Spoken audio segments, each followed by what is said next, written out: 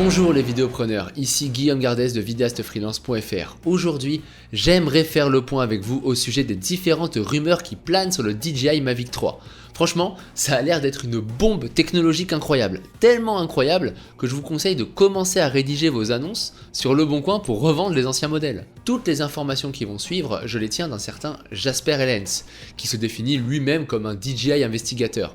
Il décèle tout le temps les éléments qui fuitent de la marque DJI. Voici les différentes découvertes de ce bonhomme qu'il a publiées qui sont plus ou moins certaines. De toute façon, on pourra refaire une vidéo à la sortie du drone en novembre il me semble, et on passera en revue toutes les assertions que j'aurais faites ici. Premièrement, les spécificités techniques du drone, commençons avec ce que tout le monde attend, la qualité vidéo. Et autant vous annoncer tout de suite que les specs annoncés sont juste folles. Alors, si les rumeurs sont vraies, on aura cette année un bijou technologique en termes de qualité vidéo car le DJI Mavic 3 sera équipé non pas d'une, mais de deux caméras. La première nommée wide angle, donc grand angle en anglais, qui est la focale habituelle, et une autre caméra appelée téléphoto. Selon les rumeurs, ce sera un téléobjectif équivalent à 160 mm en plein format. Pour le premier capteur, le wide angle, on aura une focale équivalente 24 mm, mais surtout, si j'ai bien compris, un capteur micro 4 tiers embarqué dans le drone capable de filmer en 5,2K. Alors autant dire que si vous voulez revendre votre drone Mavic 2 Pro, c'est maintenant, parce qu'après la sortie du Mavic 3, mécaniquement les anciens modèles vont sérieusement perdre de la valeur. De plus, un capteur micro 4 tiers embarqué dans le drone, mais c'est juste fou.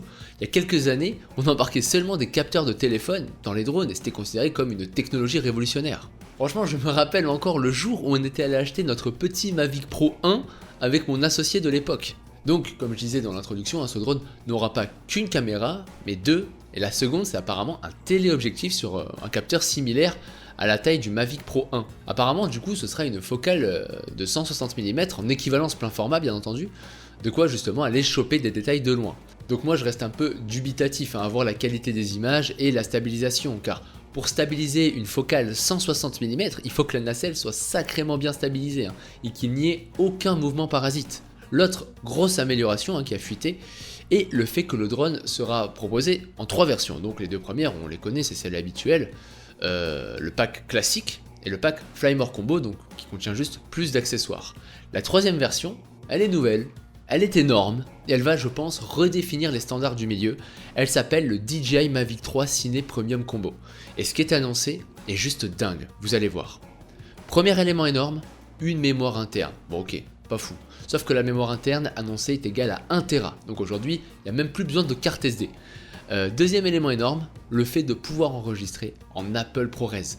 Alors, Apple ProRes, pour ceux qui ne connaissent pas, c'est un codec professionnel très qualitatif qui permet d'associer qualité visuelle et confort d'utilisation.